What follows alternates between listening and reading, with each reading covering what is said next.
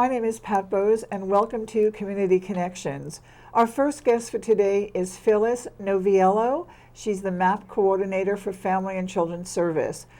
And she'll be telling us about Family and Children's Services and its programs and services. Welcome. Thank you very much. I'm glad to be here today. So tell us what's going on at Family and Children. Okay, well, Family and Children's Service is the oldest nonprofit social service agency in Monmouth County, over a century old. And through the years, we have had different programs to address the changes of the population at large. We started out having adoption of babies, back 100 years ago. And now we are dealing with growing population, older population, and children, whatever the need may be. And so I'm very familiar with Family and Children's Service, so we do a lot of work with them. We do get some SHIP counselors from them. I am a SHIP counselor, so wonderful. I'm indirectly working with you guys. Thank you. And so, yeah, we're really wonderful community partners, and you do a lot for seniors. So tell us about this new program, which is Medicaid Application Assistance Program, better known as MAAP. Right.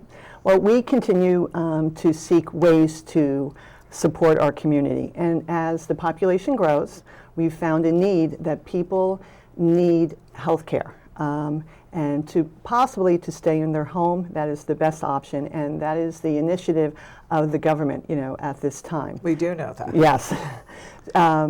For a lot of reasons. For spiritually and financially, it's a better option when it can happen. So with MAAP, we're able to work with getting people Medicaid. It's Medicaid Application Assistance Program, and if not Medicaid, then another program. We're trying to. Basically, someone will come with you as far as needing assistance, financial assistance, and also medical, correct, and or home health aids. Right. And if they're not eligible for regular programs, they might be eligible for Medicaid. Right. So tell us a little bit about what's the difference between Medicare and Medicaid, okay, because some people just really get confused about that. Absolutely. Everybody says, oh, I don't need Medicaid, I have Medicare.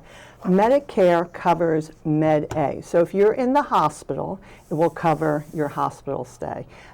If you go to rehab, it's going to cover time in rehab. But if you need custodial care, so you need to be home, and that's the optimum, but you need home care. If you need adult daycare, so you can stay at home. If you need Meals on Wheels, those are things that only Medicaid can give. Medicare is only for acute need, so there's a big difference.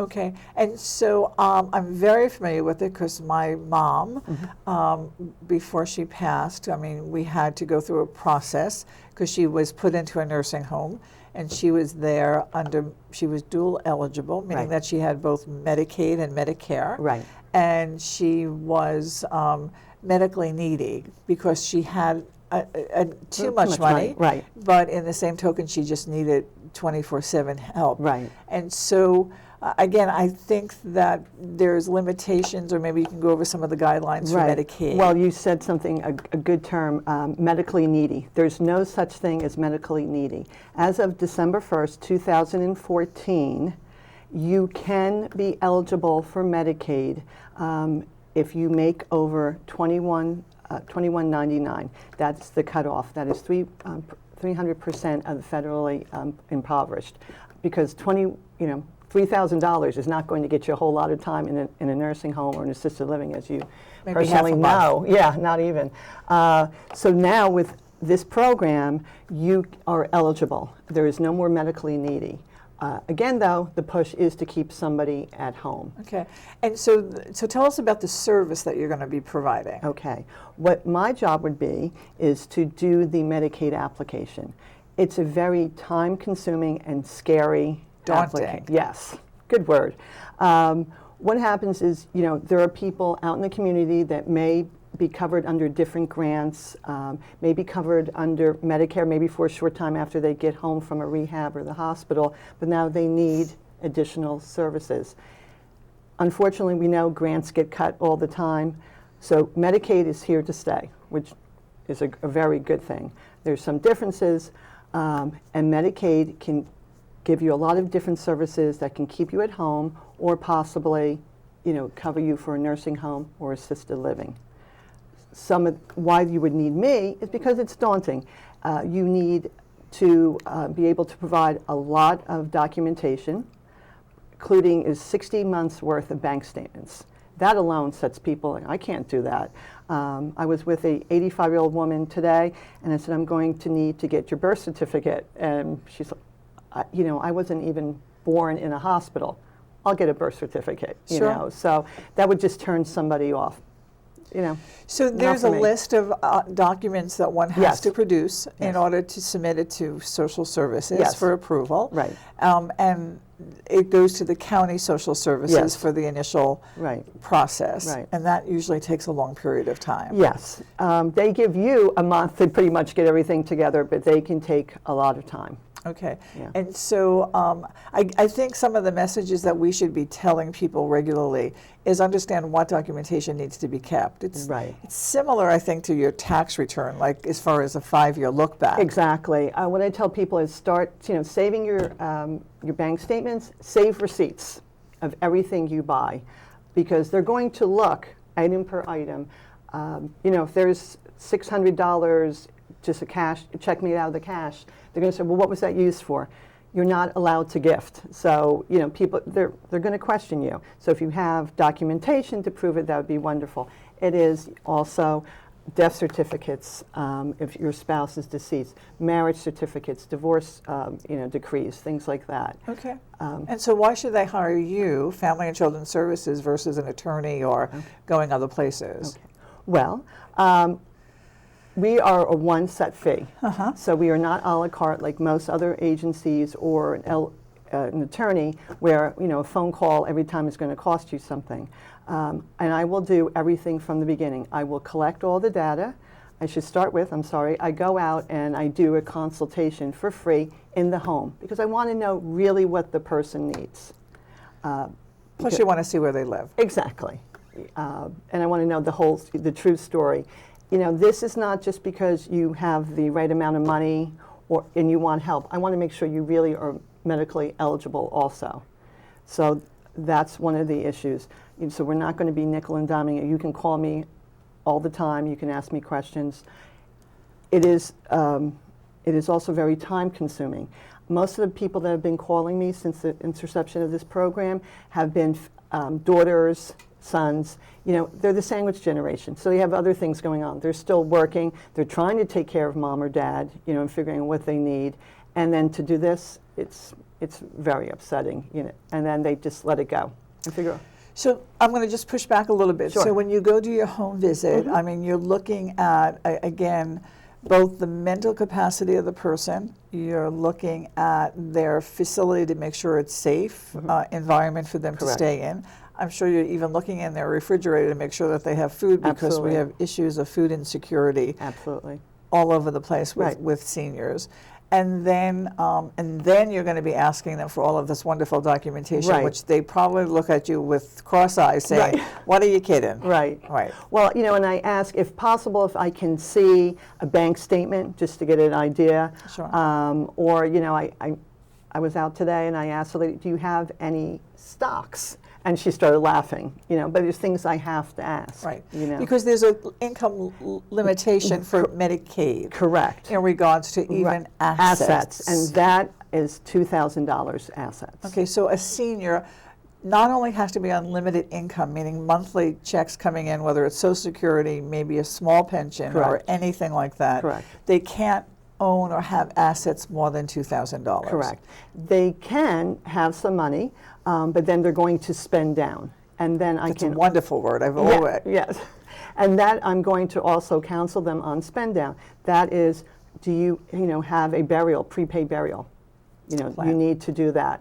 Yeah. Hiring MAAP to do the Medicaid application is also part of the spend down.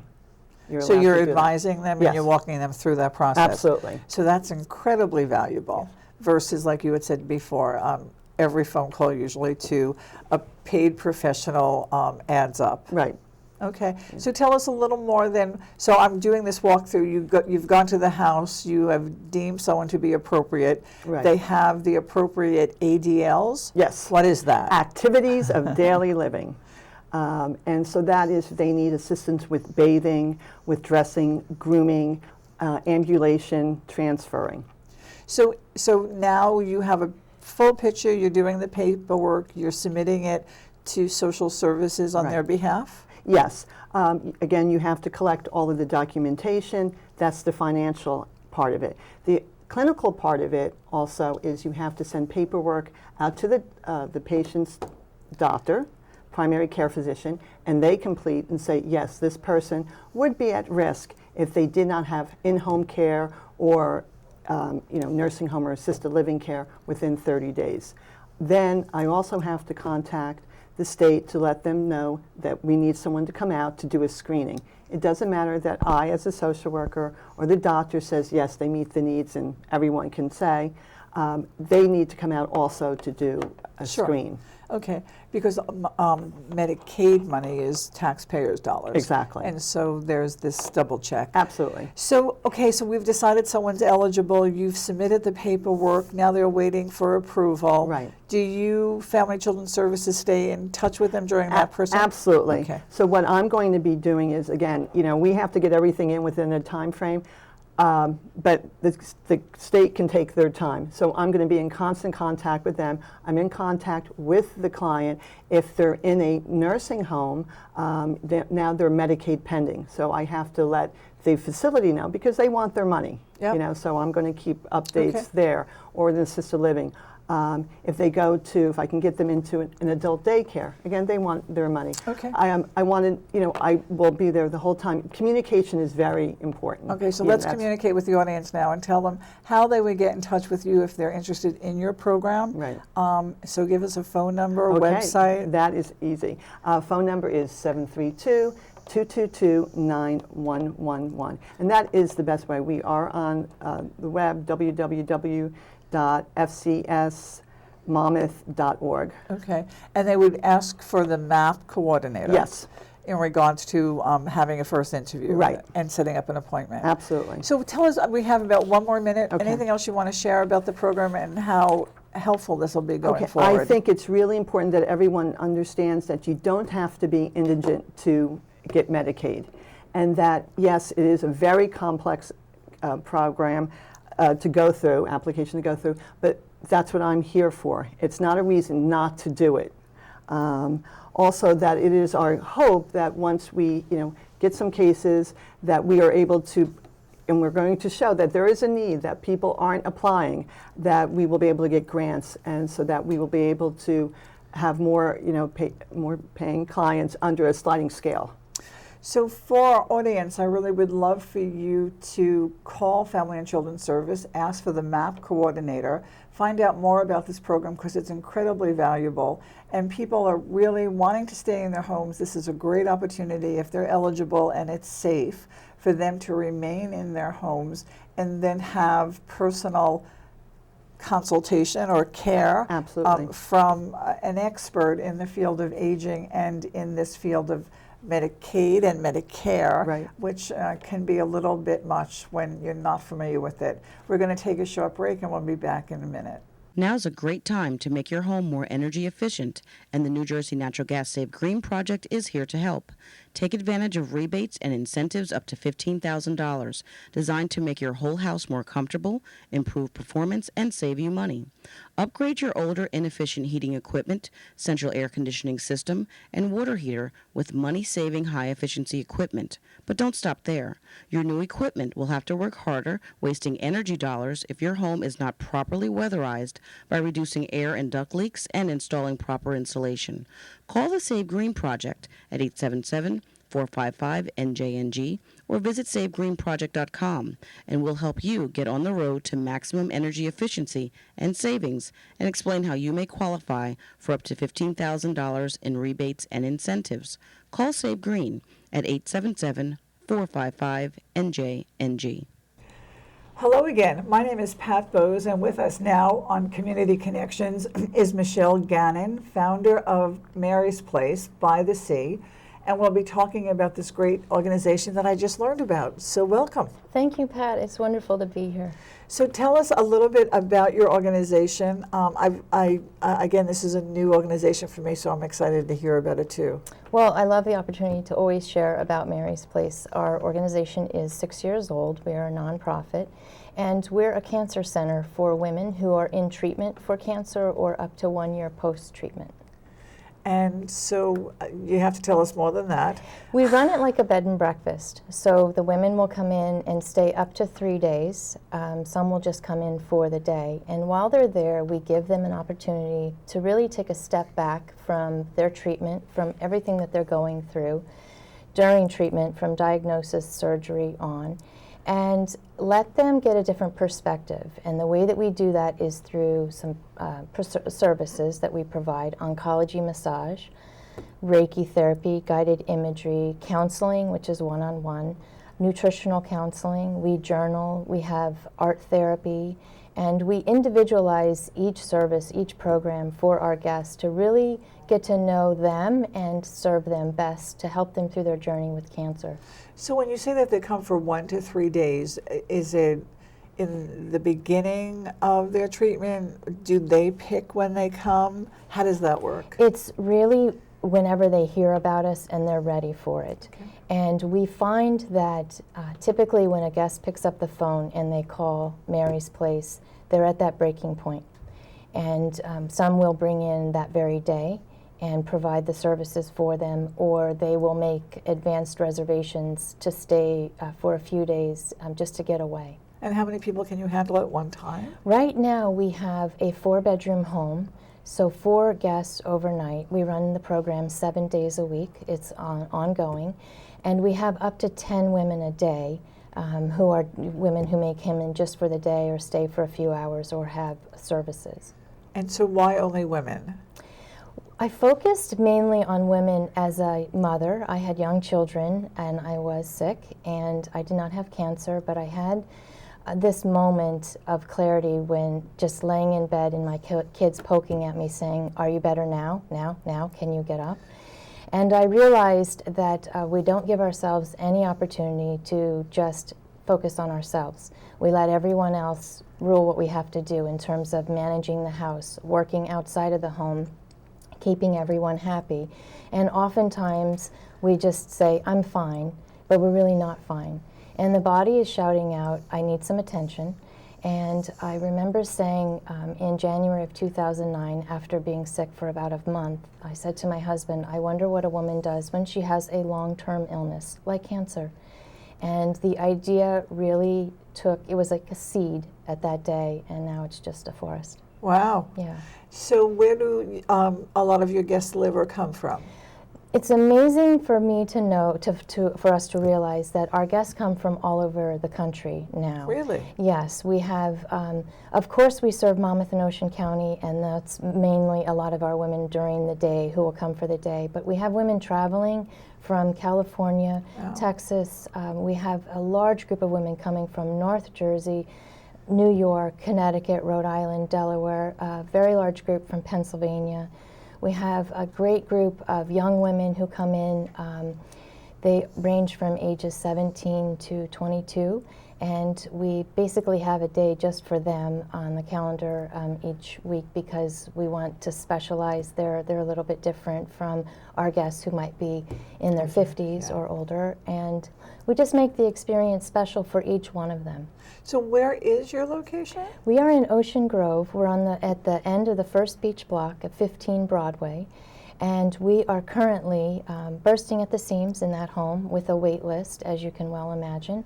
So we are building our new home, which is a double lot. We have a foundation poured.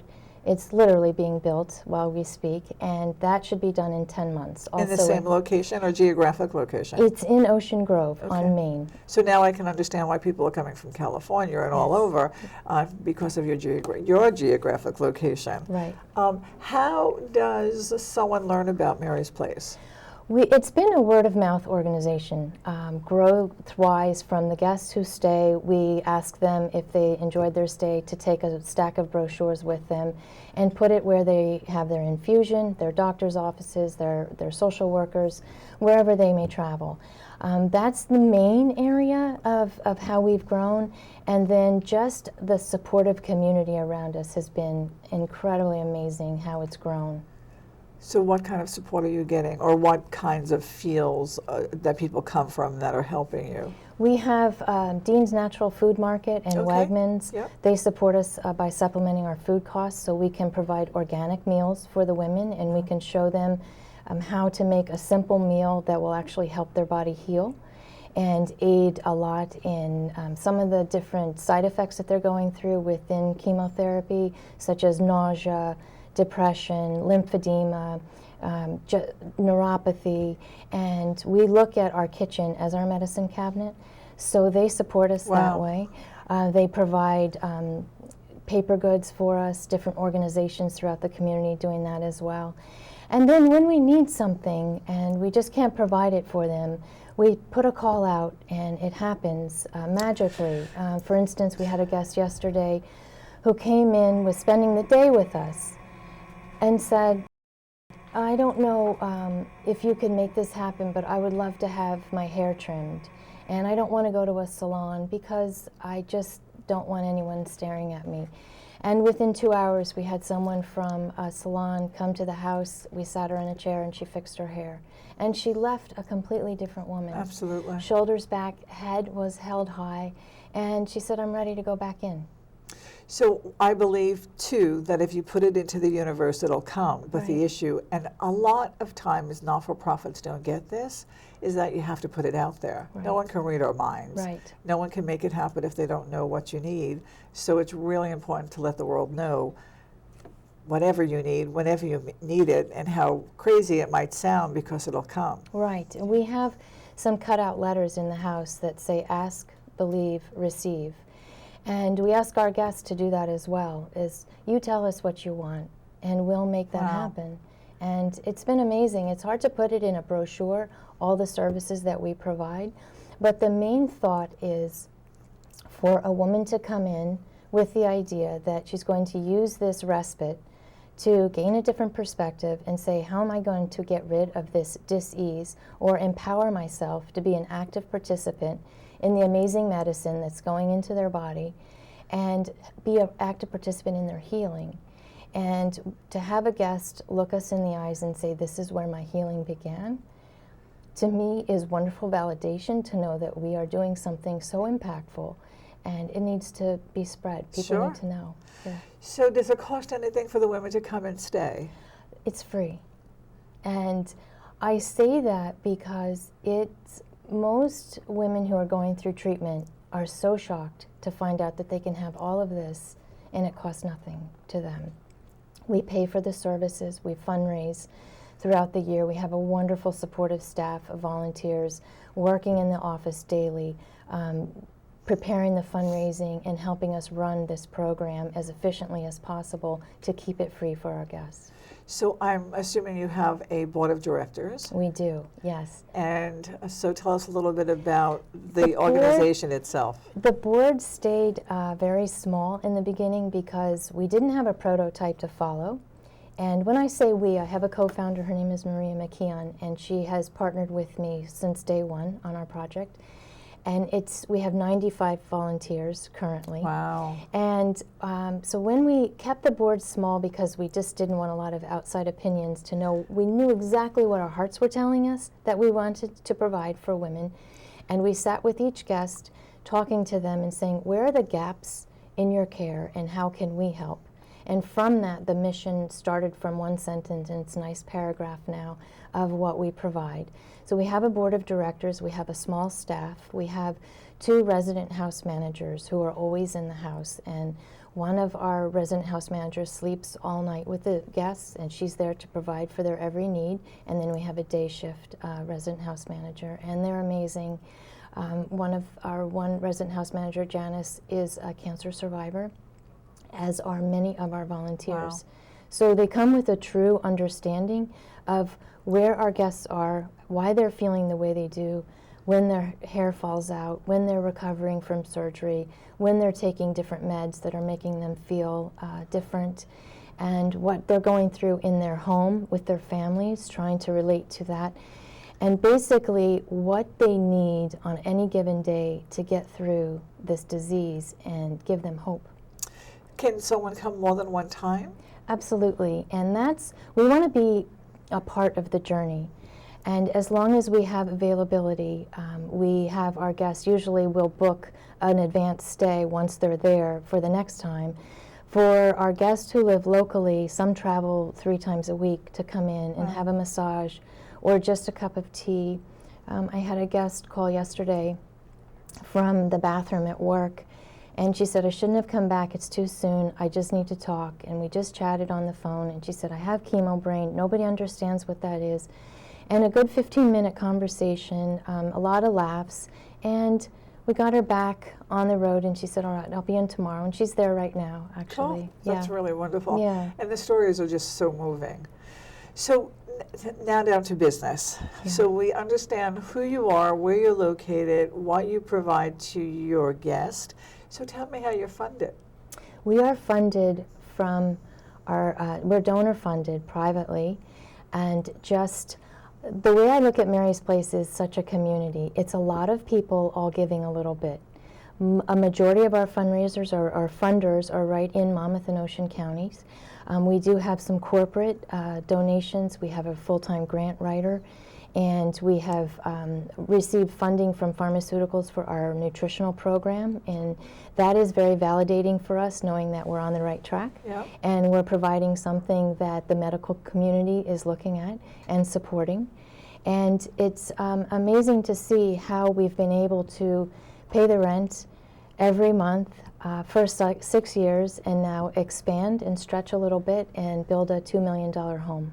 So I know that if you're building a $2 million home, you need to raise a lot of money. So tell the audience how they can get in touch with you in regards to donating, whether it's money, goods, services, or professional volunteers. We have our website, which is marysplacebythesea.org, and our phone number at 732-455-5344.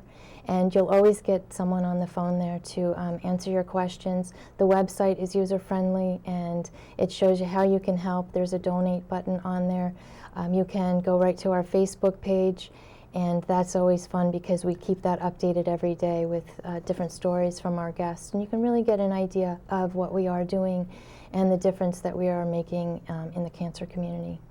So again, this is a whole new program for me. I've lived in Monmouth County for 20 years, and I've never heard of your place, Mary's Place, but now I do. So feel free to, work with SCAN and let us know what you need, and maybe do some workshops for us so people can get to know your organization better. Because the more they know about you, the bigger and better you'll be. Yes. So again, I'd like to thank you for coming, and it's been eye-opening. And one more time, as far as phone number where they can get in touch with you? The phone number is 732-455-5344. Great. And so this is the end of our show. I'm hoping that the audience has loved these 2 programs that we've put on, and we are happy to provide this service for you. See you next time.